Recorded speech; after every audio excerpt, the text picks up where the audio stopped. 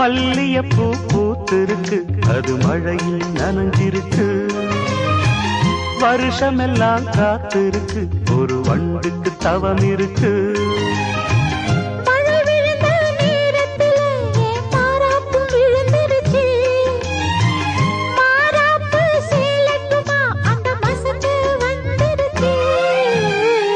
மல்லியப்பூ பூத்திருக்கு, அது மழையில் நனைஞ்சிருக்கு.